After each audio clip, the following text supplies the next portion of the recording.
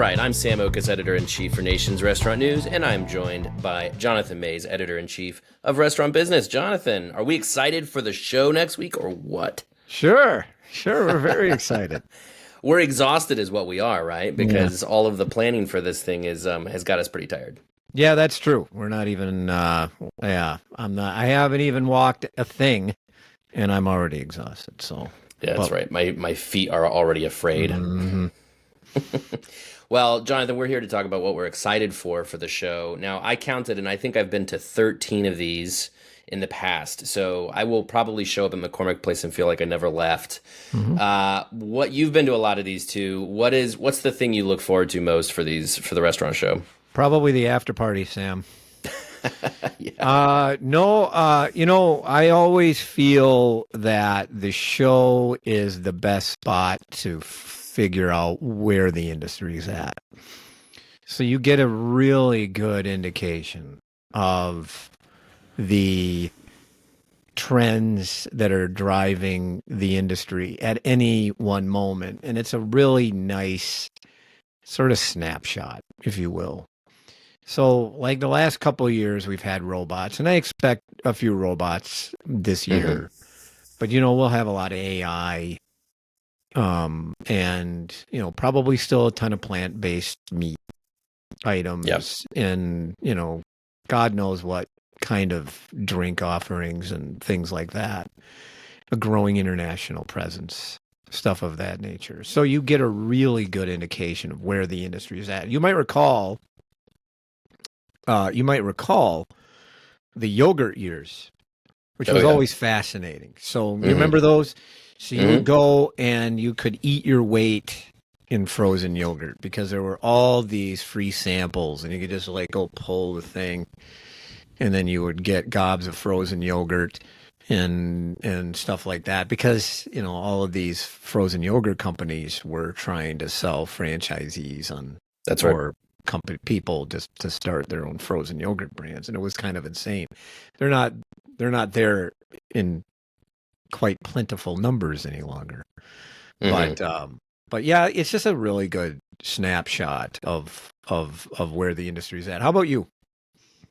Yeah, I'm with you on that one, and this might be because I have a 7-year-old daughter, and we watch this Little Mermaid movie a lot. But the word scuttlebutt comes to mind. I don't know if you've been listening to that soundtrack very much, Jonathan, but there is a song called Scuttlebutt. Anyway, I won't go down that rabbit hole, but this is a good place to get the restaurant industry scuttlebutt, right? Every year. It's good that it happens in the middle of the year, so it's like kind of a good check on how the year's going. And usually there's always one theme of the show that everybody's kind of talking about, and usually there is one product. To your point, last year is definitely robotics. A lot of robots on the floor people were talking about, and so you find pretty quick on the first day, like, what is the hot thing of the show this year that everyone's talking about that we have to see. So it's interesting that you brought up frozen yogurt. I wonder this year, will we see a lot of coffee? Because coffee is the hot category du jour, right? Like frozen yogurt was once upon a time. Do you think we're going to see a lot of coffee products this year? I hope so, because I'm addicted to that stuff. So Because I we'll all probably need it. need a lot of it. Yeah, I'll probably need quite a bit of it. I don't know. That'd be a very that'll be an interesting one. Sometimes you just really don't know what it is until you get there. And so maybe there'll be a lot of coffee. I'd like to see that. But it's maybe there'll be a lot of bug stuff, like Insects? flour from bug, insect food. That's what I would like to see. Fried Go grasshopper off the legs? rails. Is Who that a cares? thing? Yeah, probably.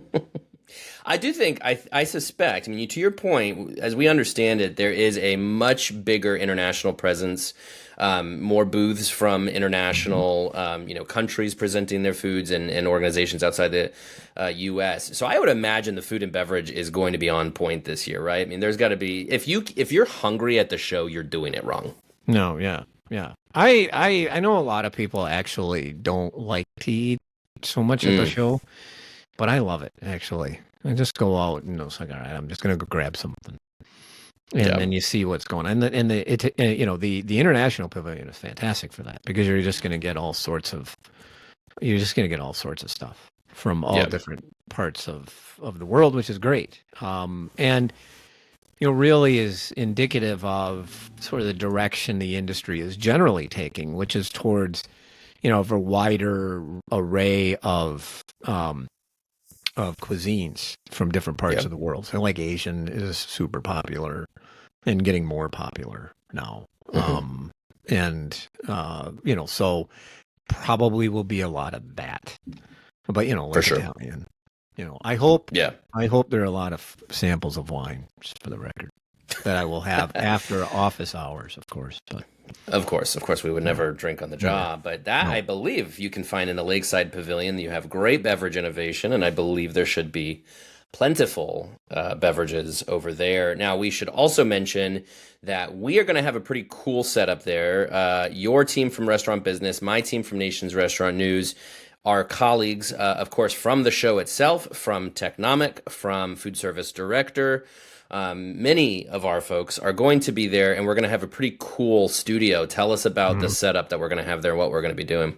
Yeah, we'll have a podcast studio. We'll have a video studio all in the same booth, plus a regular gigantic booth that you'll be able to, you could probably run around it 4 times and get a really good workout if you want. It's very big. You can't miss it. That's for Let me sure. tell you the story though, real fast. Yeah. Probably not necessary for a video like this, but years ago, Restaurant Business didn't have its own booth at all when I Mm. first got there. I'm like, we need a booth, and we couldn't. It was too late by the time I realized we needed a booth, but they gave us a table, Mm. like a glorified folding table, and we put cloths over it, and then designed it with copies of Restaurant Business magazine. And at the time, I just started my blog, the podcast, a Deeper Dive, and so I was recording podcasts for the first time ever there, and as it had been, all of my colleagues were just like off into the wind doing show stuff. And I was roughly the only person that was hanging out at this booth the entire time. Because if I left that booth, then people would sit at it. Because, Yeah. oh, free seats. Because until this year, by the way, there's not enough seating. Now they're going to have I don't Yep. know how many. They're going to have a bunch of seating this year, which is really good. But Hmm. people would sit at it and put their stuff on it and whatever. But when I was there, people kept asking me where the bathrooms are. But I did that all because I was recording podcasts, and this was a thing. This was our makeshift booth that we created, and so people kept asking me where the bathrooms are, but I recorded the podcast, and none of them worked. Oh, I couldn't get. So I was all hoping you that, got it on mic that people are asking you where the bathroom is on microphone, but yeah, that's even worse. that would have been better. Yeah. Well, I've had podcasts with worse sound from the background coming off. Yeah, than talk that. about potty language, huh? Am I Yeah, right? for sure. All right. All Well, right. he's Jonathan Mays. I'm Sam Oches. We are going to be at the restaurant show May 18th through 21st. Come visit us. Booth 6001, I believe, officially is our number. Booth 6001. You can't miss it. Shoot us an email, too, if you want to chat while there at the show. And we'll see you in Chicago. And we'll be there.